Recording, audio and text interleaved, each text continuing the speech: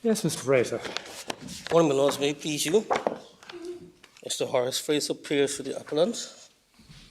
My learned colleague, Mr. John McKendrick, QC, appears to the respondent.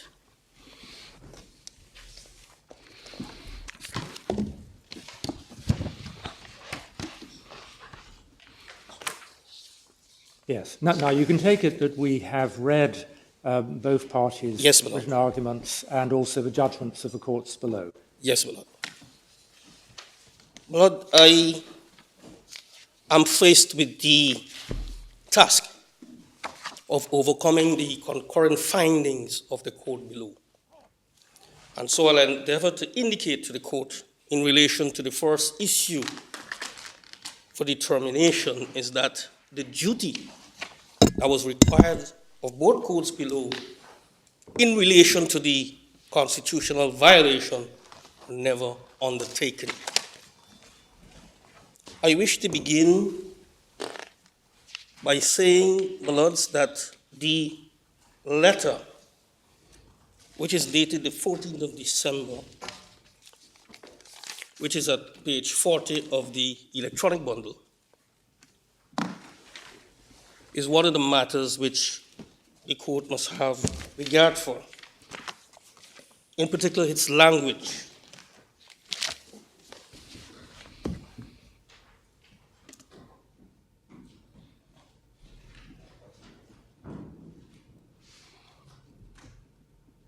What we see from paragraph 2 of the letter, my lords, is that not only a directive was given to the appellant to take leave which were unclaimed, there was the proposal to pay compensation for leave that was remaining, and the notice provision was invoked.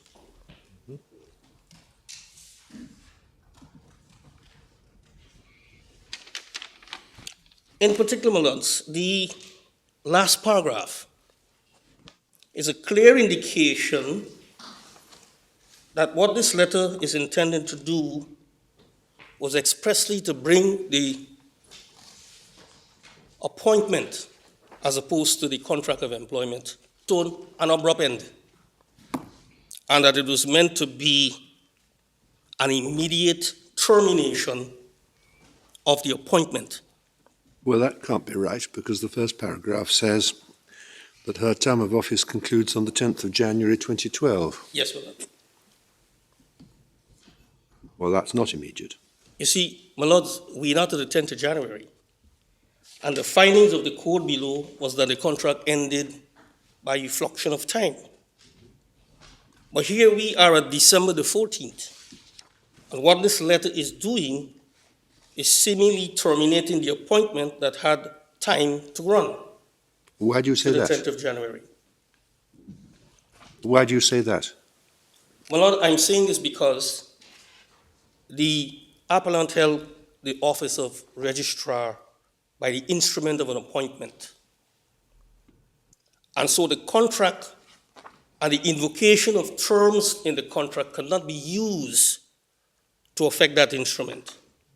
Well, her contract entitled her to paid leave, and it also provided that if the person was unable to take the leave that she had earned, then she would be paid a sum in lieu of, Yes, of the leave. that is correct, my lord. Now, is that not what the second paragraph of the letter is? That is what the letter purports to do, my lord. Yes. But we must not stop there, my lord. The cases of Duncan and the Attorney General and the Canadian case of Wilder, the Queen and Wilder, indicates that when we're looking at an alleged breach of the Constitution, we have to look at the conduct of the executive, in this case, in total. What has gone before and what has happened after, because it's a continuum of the one and same transaction. And so if we look at the letter and the requirement to take leave in isolation, we'll get the picture that all they're doing is seeking to compensate the appellant for unclaimed leave. So the next instrument I will refer my lords to. Well, I wonder, would it help if we were quite clear as to what you say the breach of the Constitution is? My lord, in accordance with Section 68, only the Judicial and Legal Service Commission can determine an appointment. And there's a procedure if they wish to do so, if it doesn't come to its natural expiration. We contending in this case, my lord, that there was no intervention by the Commission, and here the executive is using terms of a contract to do so. So your submission is that the Section 68 confers this power on the governor, not the Judicial Services Commission, but it says that the governor must act after consulting the Judicial Service Commission. That is the mechanism. So is it are you saying that he didn't consult the Judicial Service Commission? He didn't, my lord. Right. That is our contention. But that depends, doesn't it, on the proposition that the governor removed her? Yes, my lord. Right. If it's by a fluxion of time, then that provision doesn't apply. It doesn't apply, my lord. Don't you have to submit, first and foremost, that there is a constitutional right to security of tenure in order to get any of these points off the ground? Yes, of course, my lord. So what's the basis of that submission? The basis of the submission, my lord, is that the instrument of appointment, which was granted to the appellant to hold a post for 2 years, was granted by the Public Service, the Judicial and Legal Service Commission, in consultation with the governor. And that is the body which gives the instrument, and that the holding office is empowered by that instrument. And so, while that remains so in fact, we have in this scenario here, the executive is invoking contractual provisions to bring that instrument of appointment to an end.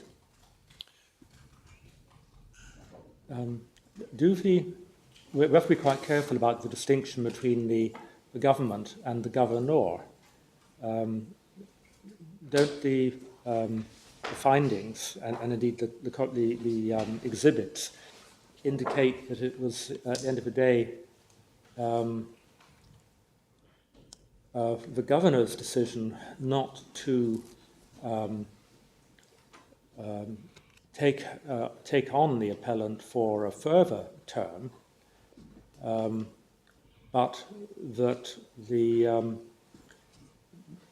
her existing contract simply expired. Well, there are two things here. There is the actions of the governor not to recommend the appellant for a further appointment, which is another matter. But here we're dealing with the executive acting on its own, because if the governor has a problem and removal was going to be in the context with which it is within Section 68, then he has to do so in consultation with the commission. But this is the governor doing it on its own in relation to bringing the appointment to an end, an abrupt end. If Ms. Harding didn't have unused leave, and if her application to be reappointed was refused, and if she had continued in post until the 10th of January without the complication of being instructed to take leave, would there be anything wrong with the decision of the governor not to reappoint her? There would have been two things, my lord, because one, there would not have been an argument that she was removed, because the contract would have come to its natural expiration. Well, that's the first reason for saying that there's nothing wrong with that. What's the second thing? The second thing is the governor's refusal to recommend when the office holder will earn an interest. in a further appointment. I'm sorry, I didn't quite catch that. Having the appellant having held the office has an interest in a reappointment. Yes, you say your case of legitimate Expectations. is independent of your argument that there was termination of the contract. Well, is giving that- rise to a removal of office, from office. No, these two things are not connected. They're separate arguments. They're separate arguments. Yes, you could lose on the removal point. Yes. You would still argue Yes, madam. legitimate expectation. Yes, they're separate and distinct. But just looking at the breach of the Constitution that you allege, Yes, my lord. are you saying that the breach of the Constitution consisted in the removal without the consultation of the JSC, or that it consisted in the appointment of her successor without the consultation of the No, JSC? I'm saying the former, my lord. Only the former. Only the former. Okay. Yes.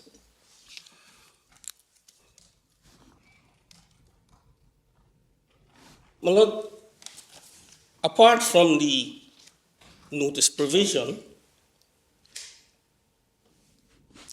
I want to look at, because we're looking at the whole action and the intent of the executive when they sent the letter of the 14th of December.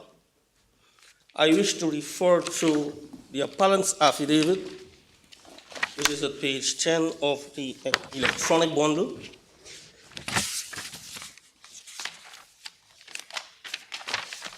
And I'm looking at paragraph 26.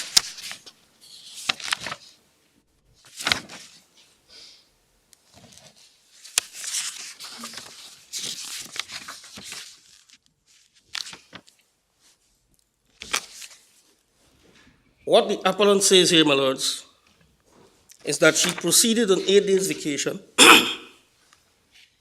from the 18th of December 2011. And then on the 21st, she attended her office and couldn't gain access to the computer and personal information because the access was deactivated. So, my lord, we take it that if you are on vacation, the contract of employment is extant, and so therefore one must be able to attend one office for whatever reason.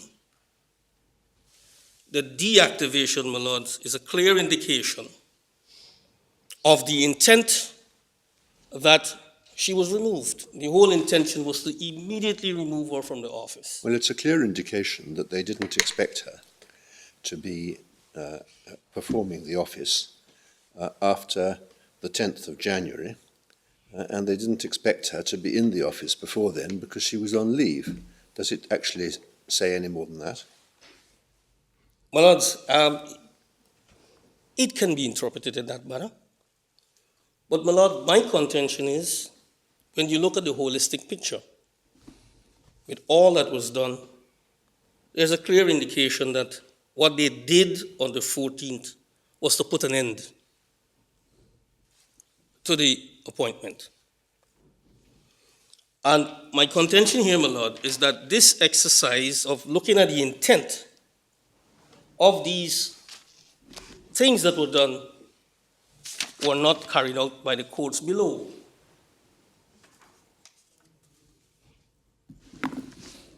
The next exhibit I wish to refer my lords to is an email dated the 15th of December 2011, which is at page 84 of the electronic bundle.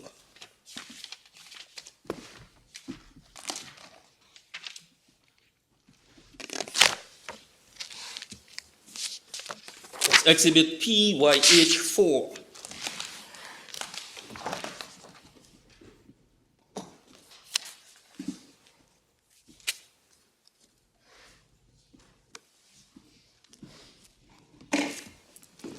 So the very next day after the letter was given, a directive was given to an officer to get the keys from Mrs. Harding. So in other words, with the key, she cannot have access to the office. This shows an intent, my lord, to lock her out from the office. So the question is, even if they didn't expect her to go because she was on leave, they're clearly saying here, we don't want you to be back there. for whatever reason, we are locking you out now. And in accordance with what Sir Dennis Byron said in the case of Duncan and AG, a permanent exclusion of an employee from office is a removal,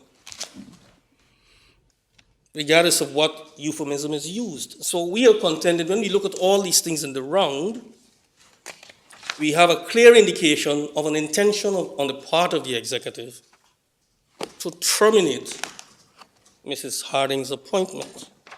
And that is our contention. And we're saying this is the effect of these things. The effect of the actions taken by the executive is one where the appointment came to an end.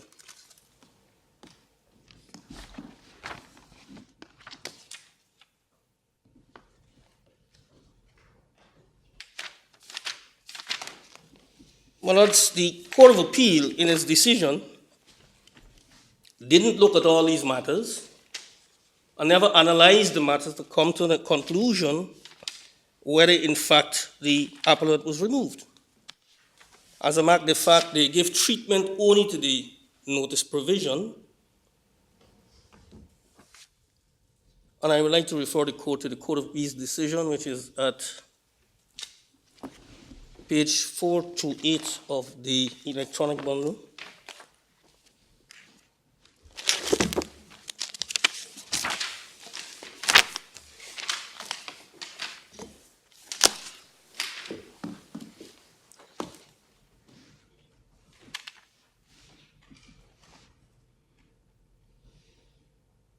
I'm looking particularly, Manods, at paragraph 22, 25, and 26.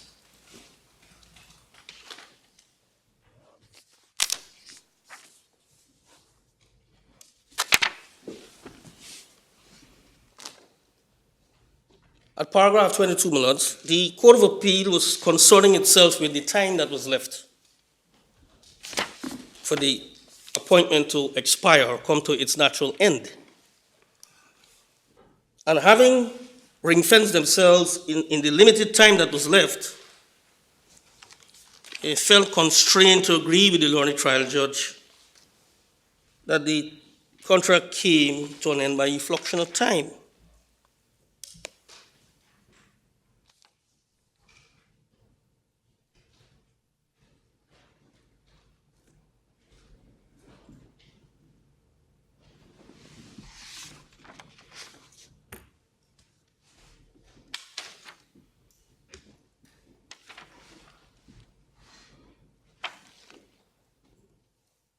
And at paragraph 25 of the judgment,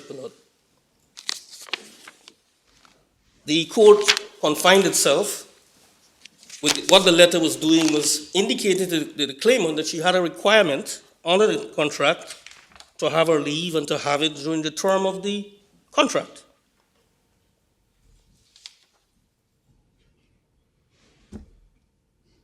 And found that given the context of the letter, it is manifest that there was no intention to terminate the appellant. The contract was coming to an end by effluxion of time. The appellant was informed as to how the outstanding vacation would be dealt with. Given that background and the prevailing circumstances, it was totally unnecessary to refer to clause 7.1. So here is the Court of Appeal looking at the notice provision that was given and looking at it in isolation of the other matters which I point this court to, and saying that the invocation of the notice provision was obtuse in the circumstances and the factual matrix which surrounded the case. My lords, having looked at the matter in isolation and only dealt with the notice provision and leave, the Court of Appeal did not go on to look at the other matters which I point the court to regarding the intention of the executive. And to my mind, that is a failure in the trial process. because all the evidence was not looked at, all the evidence was not analyzed, and so therefore, coming to the conclusion based by looking at only one fact in the matter puts the Court of Appeal decision in a position where it seems to be unsound, my lord.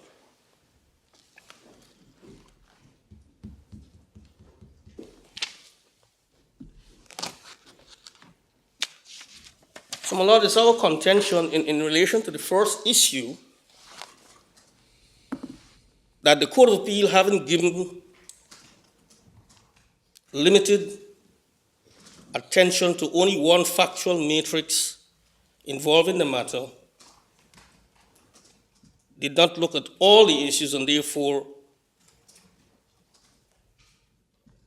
did not come to the right conclusion on all the facts. This is the submission in relation to that.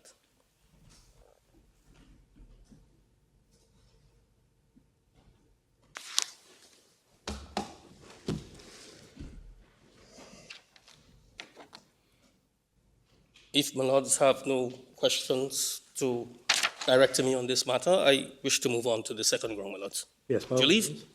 So Yes. under which head are you going to make your submissions about whether The second one? Mrs. Harding had security of tenure?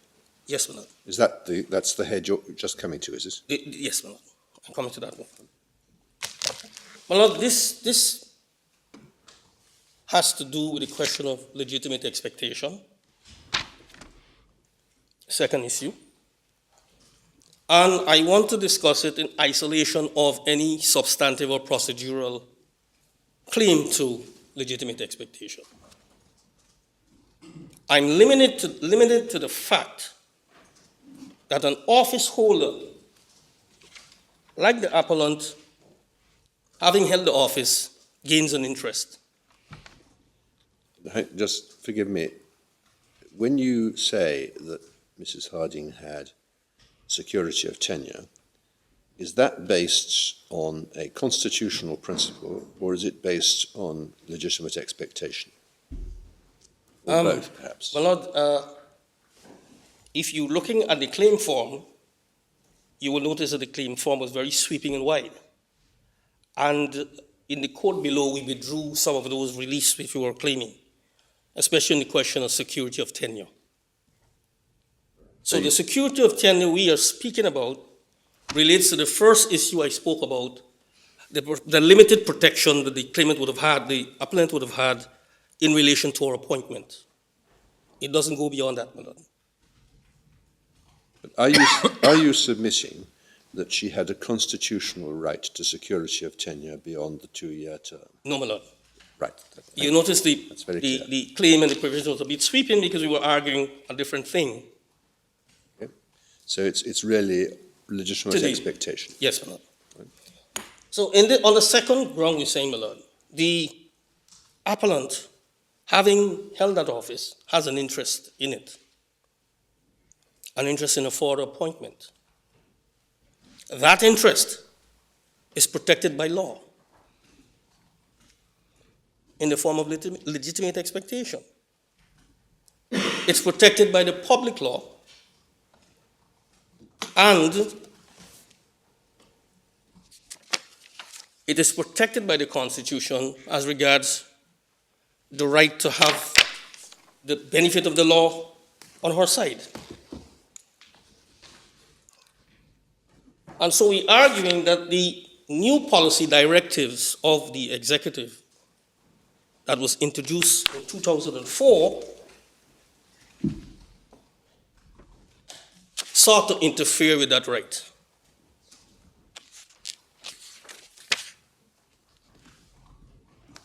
So to understand the interference we refer to, my lords, I wish to take you to the exhibit AHW3, which is at page 56 of the electronic bundle. Can I ask you, just before we go to page Yes, sir. 56, the new arrangements that were introduced in 2004 were incorporated into her contract, Into the contract, my lords. weren't they? So she entered into a contract that we see the provision at MS 28. It's the clause with the site Yeah, 11. further employment, clause 11. 11 and 12, my lord. Yeah, and so we can see she entered into a contract on that basis. Yes, my lord. What we're saying, my lord, two things. From the learning in the case of, just a second.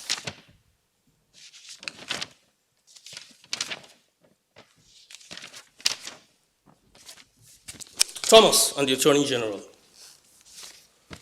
Matters that fall into the domain or province of the Commission are not matters that the executive has any business with. The lines are clear, my lord. And to put a provision in a private contract to defeat public law rights would be defeating the concept of separation of powers, The public law right you're referring to being the the legitimate... legitimate expectation, my lord. But it's a question of fact, isn't it, ultimately? It is a question of whether there was a legitimate expectation or not. Correct, my lord. And I think the point being made to you is that if you sign up to a document containing paragraph 11, you can't possibly say that you are expecting anything other than that things will proceed in the way described in paragraph 11. That is the reasoning of the Court of Appeal, my lord, and Why is it wrong? The judge below. It's wrong because, my lord, if we take it that separation of powers governs the operation between the Commission and the executive, and that power which they enjoyed before the introduction of the Constitution in 1982, this is empowering the executive to interfere with public office and being able to remove people that they don't find favor with, my lord. Because to put a term like that in the contract, it defeats one's legitimate expectation. So a public officer who signs a contract like that could never come and argue that he or she has a legitimate expectation for any further appointment. No, but the reason for that is that he hasn't. The problem with that, my lord, is that it goes against the concept of separation of powers, and it's at best against public policy to have the executive take away public law rights that are protected by the law. This is essentially our argument here. There are quite a lot of authorities, including decisions of the board, which approve of the practice of persons appointed to lower judicial posts and analogous posts such as a registrar being given fixed-term contracts by the government. Now, if that, and clearly from Lord Diplock onwards, that type of arrangement has been treated as not infringing any constitutional principle.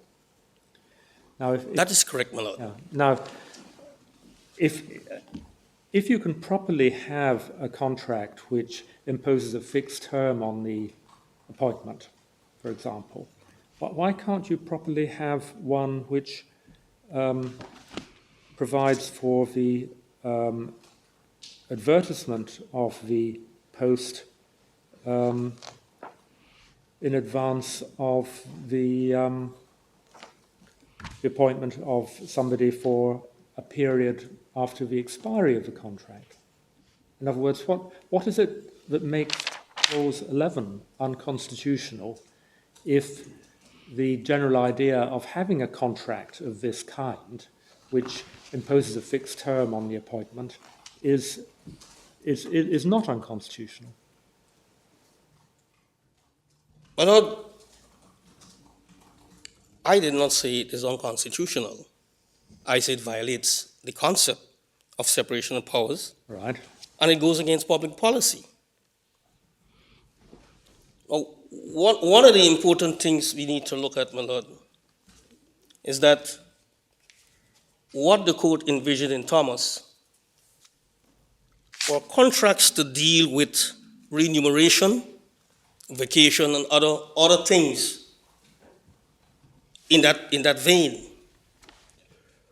It never envisioned that provisions would be inserted in that contract to interfere and dictate public rights that are gathered by an office holder.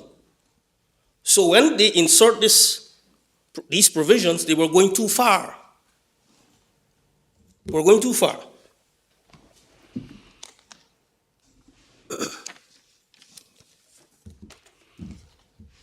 Another difficulty, my lord, with these provisions is that the office holder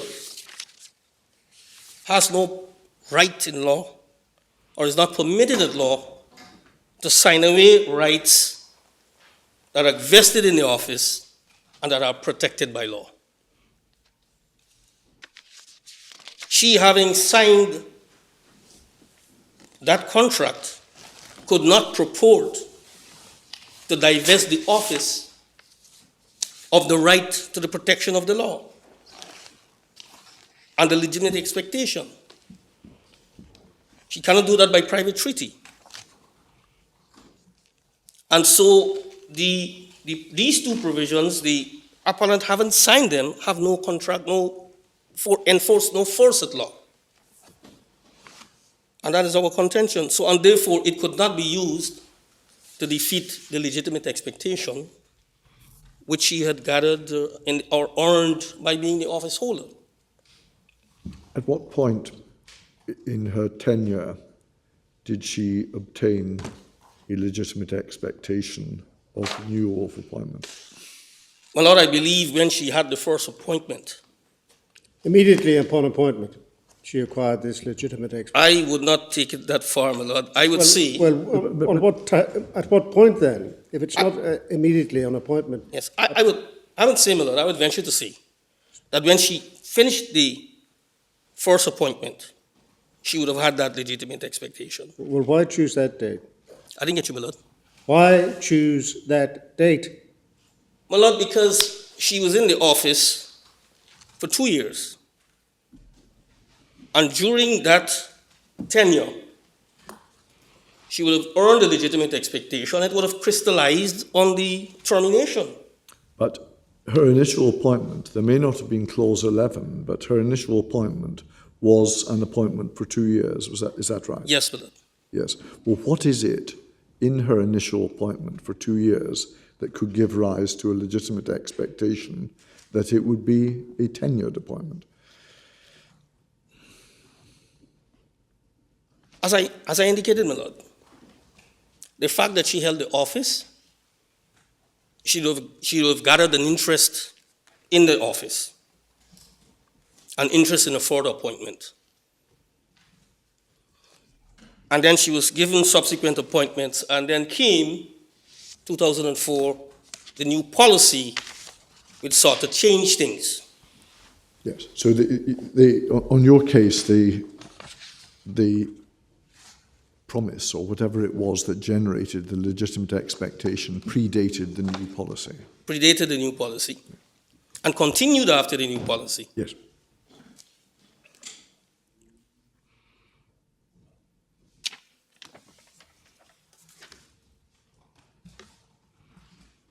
On the very two clauses which we challenge as being unenforceable at law,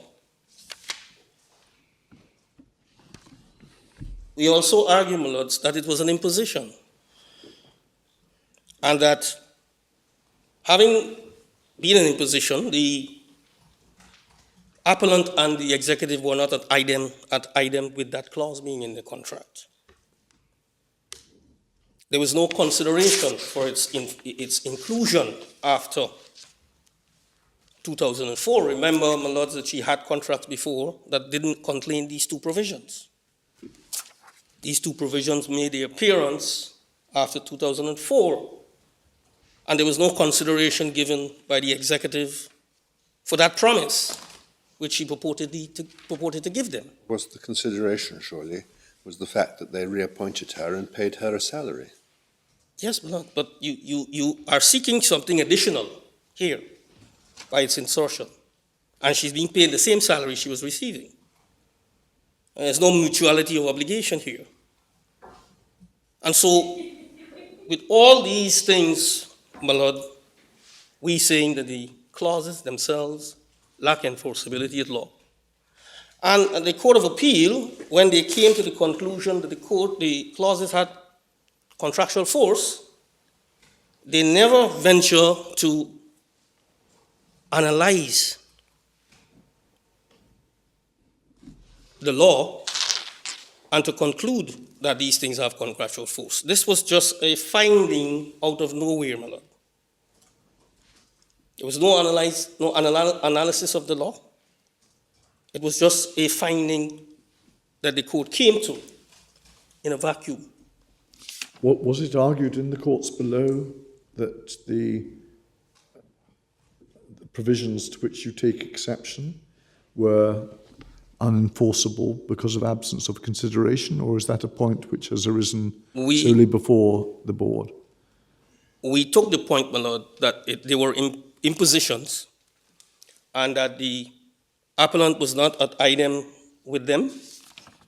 Yes, but... And that they lacked contractual force, and we stopped at the fact that she had no right to bill away public law rights by private treaty. No, but the consideration is a new point. It's a new point, my lord. Thank you.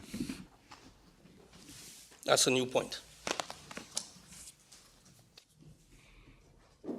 It really rather sounds as though your argument amounts to this, that there cannot lawfully be any limit placed on the appellant's appointment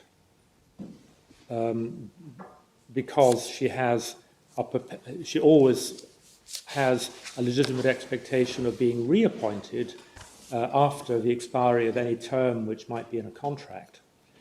So she has indefinite security of tenure subject to the provisions in Article 68 of the Constitution about removal by the governor. Is that really... No, my lord. That would be taking it too far, my lord. Oh, right. That would be taking it too far. We arguing the context of the protection of the office vis-a-vis the term of appointment. And we arguing if she has this legitimate expectation, which is given to the office holder by public law, the executive cannot by private treaty seek to take that right away. That is essentially your argument, and this is what the new policy was seeking to do. But the content of that right on which Lord Reid was concentrating, I think in your case, is a legitimate expectation to be reappointed until the date of her state retirement age. No, my lord. As I said, if you notice the claim form, it was sweeping in its relief sought. Yes. A lot of those things were withdrawn because we were arguing that she had a right to the office until retirement. That was withdrawn. But when does the legitimate expectation terminate on your case? On the factual matrix, my lord, the legitimate expectation terminates when when the appellant decides that she no longer wants an appointment. In other words, she shows no interest in a further appointment. Or the governor, in his wisdom, sees that the appointment, any further appointment of the appellant would not be the best option for the office for reasons which he gives to her. He says to her, we have issues with the way you're performing your function, and these are the issues. And in accordance with what we find as demerits on your part to hold this office, Yes. we find that you're not up to scratch. Would that require a removal procedure, or does it merely require the governor to say, we're not reappointing you for the following reasons? The government must only state that. There's no need for procedure, disciplinary procedure or otherwise. The governor must say that. Why is it that you are disqualified, having qualified before? Yes. And to give her an opportunity to address his concerns. That's all he's required to do. At that stage, he's not entitled, having given her the opportunity to address them, he's not entitled to say, well, I'm satisfied. He can still continue to be dissatisfied and don't make a reference or a referral for appointment, and that is fine. That is all fine. But what we have here is the total opposite. My lords, in order to understand what the new policy was attempting to do, my lord, I need to refer the court to Exhibit AHW5, which is at page 60 of the electronic bundle. It's a communique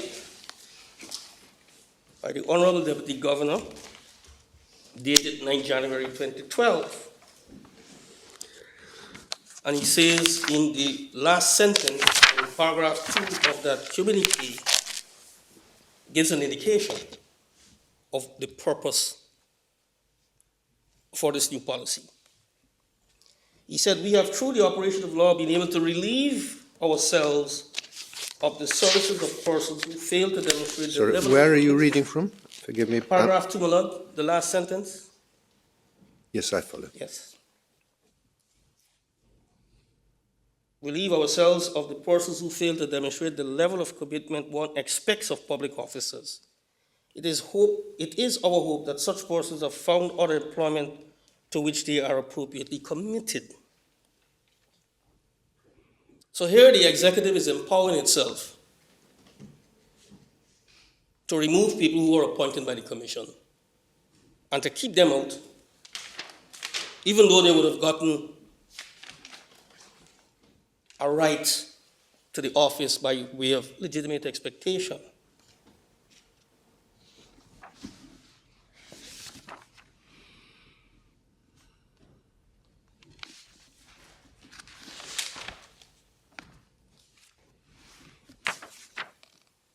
And I wish to refer the court to the affidavit of Ms. Wilson, sworn to on the 12th of April 2012, at page 41 of the electronic bundle.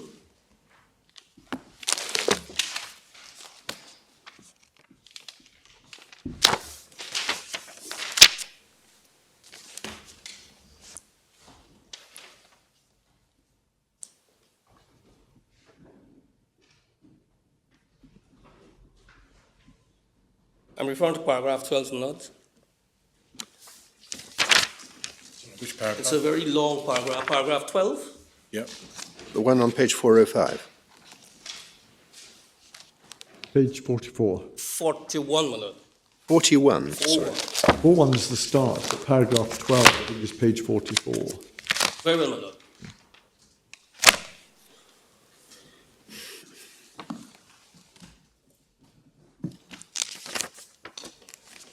Nine lines down below on that paragraph.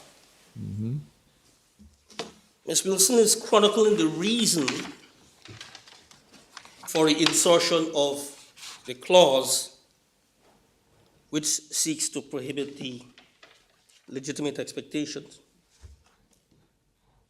She said, in this way, all contracts which expire after August 2004, including a term which allows for the advertisement of the post and remove the possibility of any interpretation that a contract officer will be entitled to have his or her contract automatically renewed once he or she has indicated that they desire to continue to be in the employ of the government of Anguilla. So this policy was deliberate to defeat any right or interest in a legitimate expectation. And that is why we argue it has to be at best or at least against public policy. But you're allowed, as the executive, to bring an end to legitimate expectations, aren't you? By changing the system and announcing that in future they'll be different. Legitimate expectations are not written in stone. They're not, my lord. But I believe the executive is not allowed to do this because of the separation of powers. because this legitimate expectation is gathered from holding the office, which is a constitutional office, and by virtue of your appointment, which is outside the domain of the executive. So if we give the executive a hand to do this, my lord, we are actually going back to the days of dismissal at pleasure in a kind of a way. Because here it is that they can put these clauses in a contract, have an officer sign it, while he or she holds a constitutional office, and here they are dictating what happens in that constitutional office. This has to be against public policy, my lord. This cannot be allowed to happen.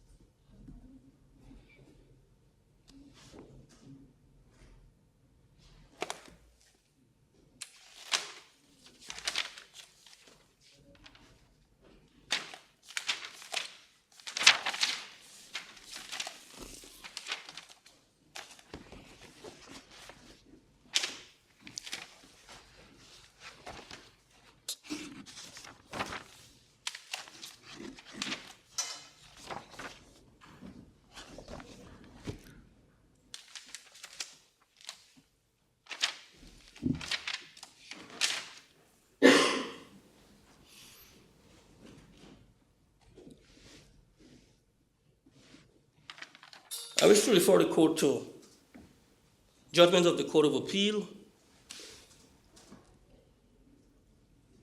which is at page 428 of the electronic bundle.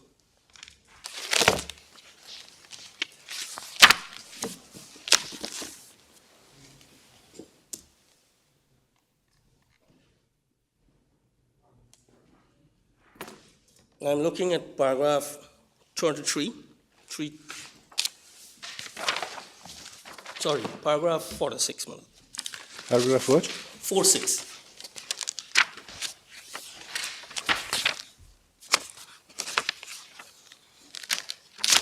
On page 451.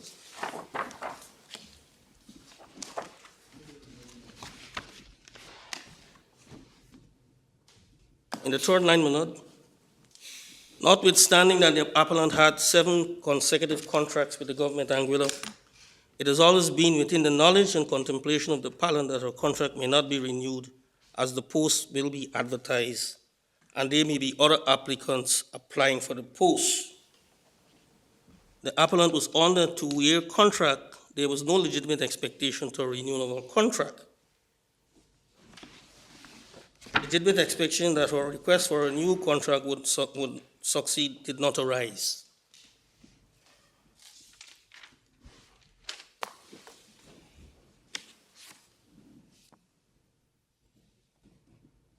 And they went on in paragraph 47 to repeat words of a similar nature. The difficulty with the position of the Court of Appeal, my lords, is this. They are looking at legitimate expectation in relation to the contract.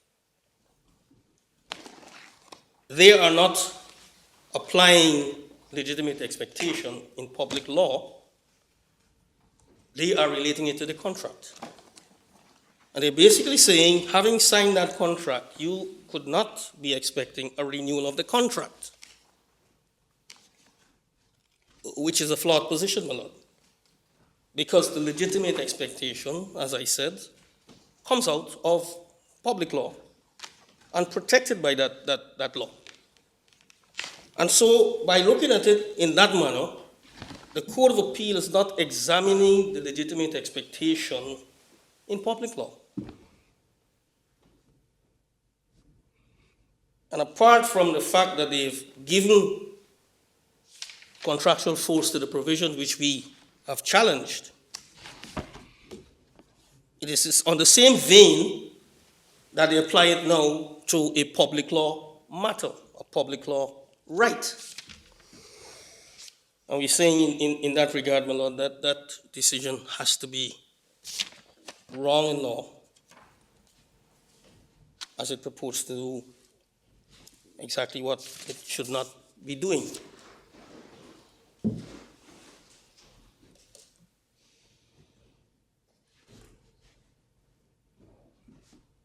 This brings me, Lord, to the third ground, and that is the legitimate expectation, proper.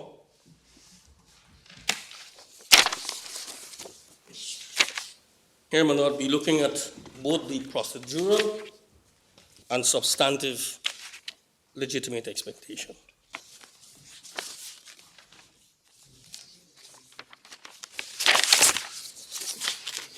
My Lords, the first thing we have 7 consecutive appointments, 3 of which came despite the new policy. Despite the new policy. So when the Court of Appeal argued that she could not be expecting to have her contract renewed according to them because she knew that this provision existed, has to be taken in context of the factual premise of this case. Those contractual provisions existed, and she managed to get 3 other appointments despite its existence. And if that by itself does not create a legitimate expectation on its own, I fail to know what else can a legitimate expectation be founded upon. To understand your position, so your primary case is that her first term of appointment gave rise to a legitimate expectation. This is an alternative case that the fact that she'd 7 appointments, 3 of which post-dated the new policy, that somehow gave rise to a separate promise by the government that they would not prevent her reappointment. That is precisely my point, my Lord. And so we cannot take the facts in isolation of how they're presented.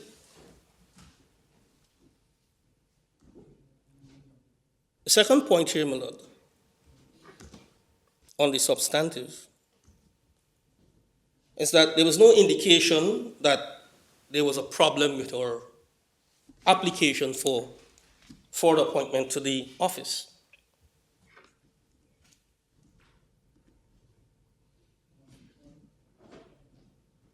Then, in accordance with the contract provision, 6 months prior to the expiration of her contract, she made the application for a reconsideration to appointment for the office. That 3-month period would have expired in October. Our contention here, my lords, is when October the 10th, I believe, came in, and she got no word from the executive regarding her application. By conduct, the executive have clearly indicated to her that they will act as normal as they did in the previous appointments. Further, my lord, she applied for vacation at a period when all the leave that was due to her were not taken. A period when if she took all the leave, there was not enough time left in the contract to permit her to take all the leave. So this was the executive saying to her, go on vacation. We know you have a number of days unclaimed, but you can go and take your 8 days. And why that is important, my lord, she had a practice over the years of rolling over leave from one contract to the next, which was permissible by the executive. So when she took this 8 days, they were indicating by conduct. It was okay for you to do so. You've done it in the past. You can do it now because we're going to make the recommendation to the Judicial Legal Service Commission. So, my lord, we are saying all these matters are attendant on the question of her substantive legitimate expectation. The Court of Appeal gave no treatment to these matters. They looked merely at the two contractual provisions, and they said, because you signed this contract, you've disabled yourself from claiming any right to legitimate expectation. But when you look at all these matters, my lord, and the other problem with the Court of Appeal, they're looking for an express promise. Are we saying what we have here, apart from the 7 consecutive appointments and the 3 which came during the policy, we are also looking at these things which, by conduct, was a clear indication by the executive that they were going to refer her for appointment. And the Court of Appeal, having not looked at these matters, my lord, fell into grave error in assessing the evidence as to whether the claimant established a case for substantive legitimate expectation.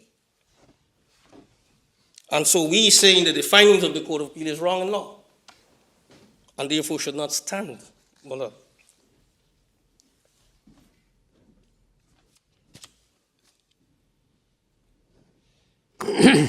On the procedural side, my lords, having regards to what has happened with the 7 consecutive appointments, again 3 of which occurred in the period of the new policy,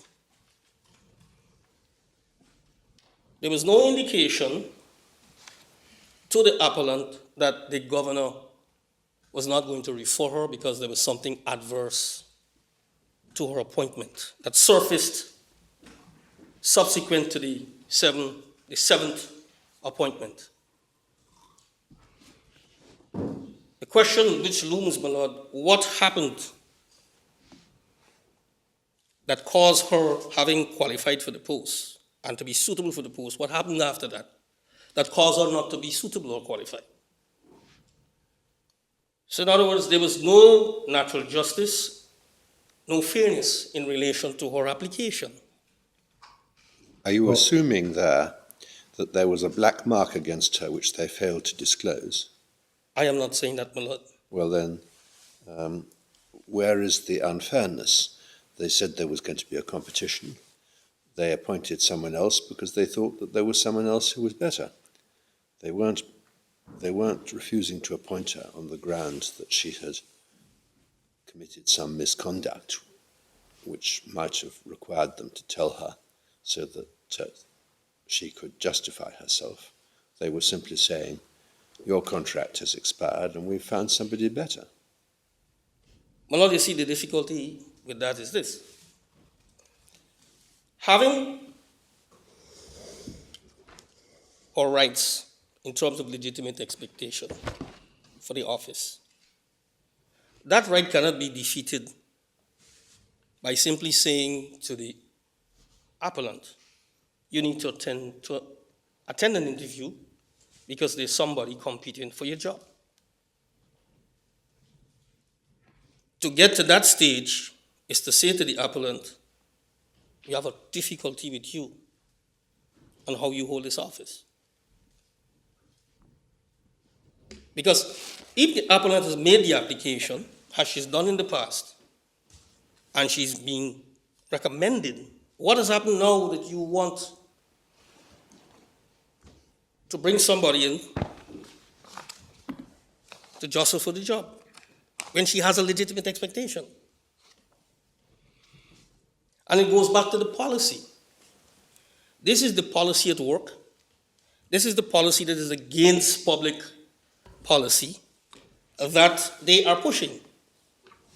And as the QMA case says, this is the means by which they can remove people.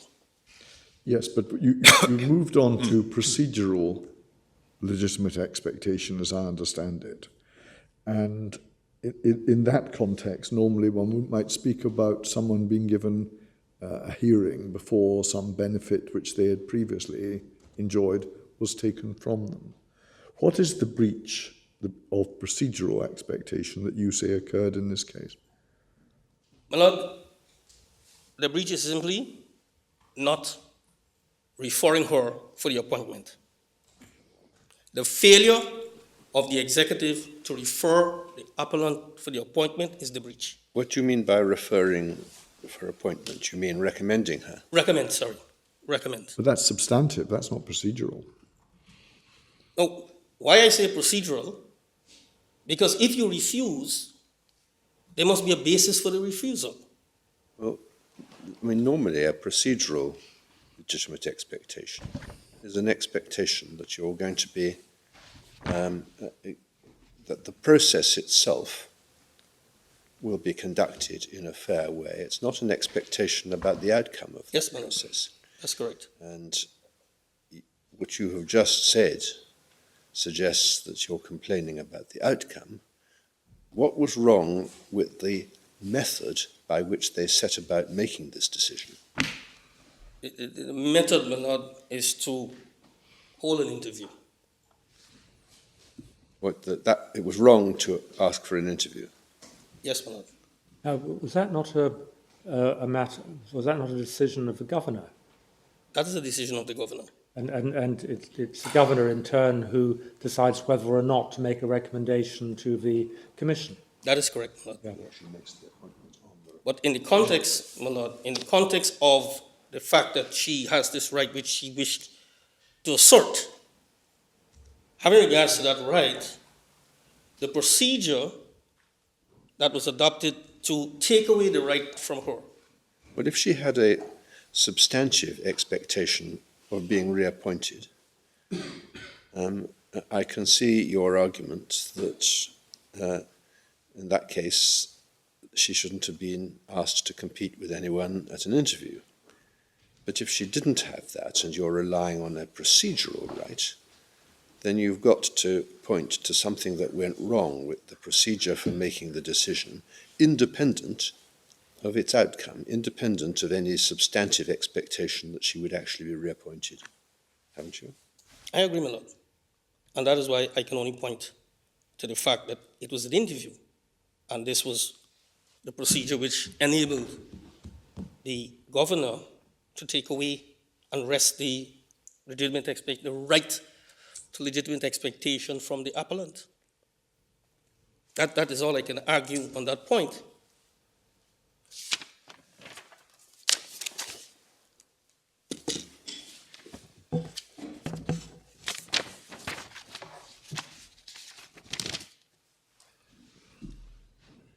My Lords, it is incumbent on the executive, in light of the facts which surround the appellant's right to the legitimate expectation, to explain why or what reason they have to wanting to take away that expectation.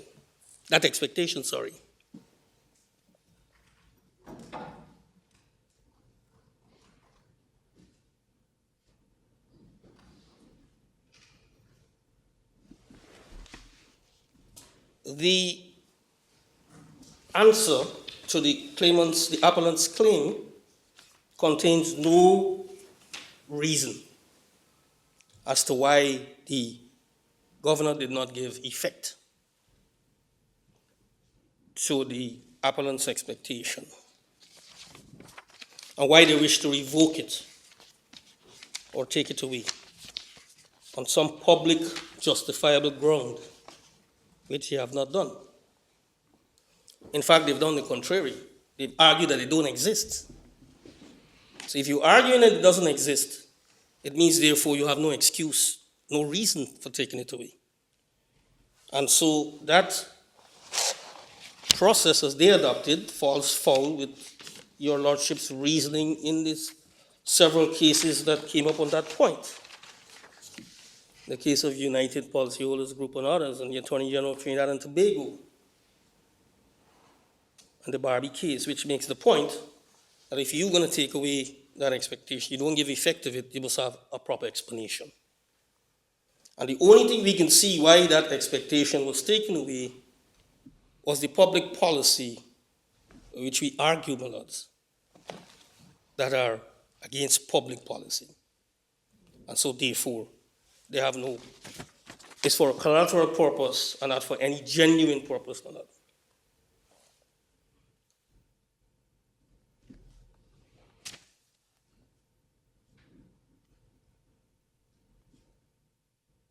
That would be my extent to the matters of legitimate expectations, my lord.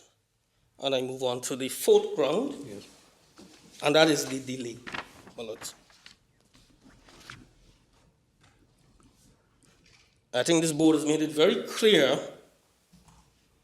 that a delay in rendering judgment, as in this case, defeats the right to a fair hearing. 11 days shy of 2 years, my lord, for a constitutional matter to be decided by the Court of Appeal is a substantial delay within the meaning of the cases which this board has dealt with.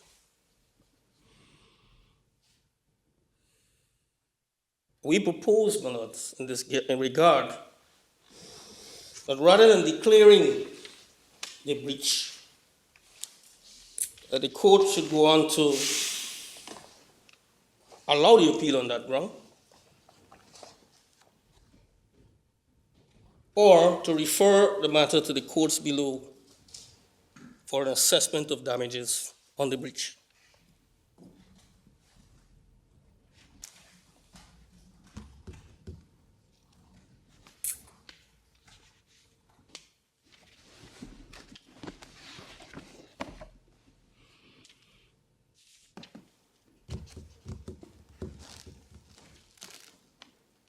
That is all I wish to say, my lords, on this point.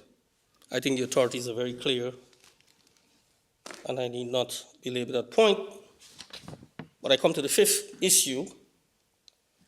Now, this is the question of the costs of the present appeal. Yes, my lord. The board's practice is to hear parties on costs in the form of written submissions after the decision has been made. I take your guidance, my lord, that I need not even bother to venture. So unless the court wants to specifically refer anything to me, those will be my presentation. Thank you very much indeed, Mr. Thank you, Fraser.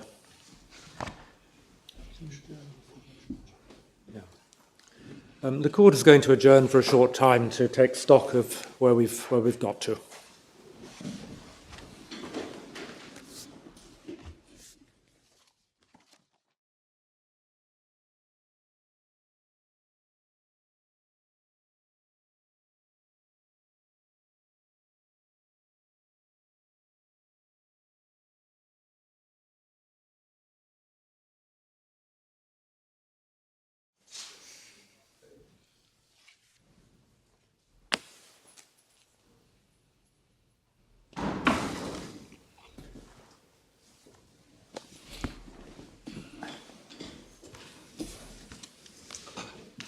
Mr. Attorney, we have, of course, read your written case, and we're very grateful to you for that.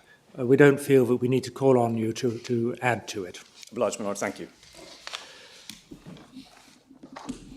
We're grateful to both counsel and to everyone else who's been involved in preparing the papers for this appeal. The board will now take time to consider what advice they will humbly tender to Her Majesty.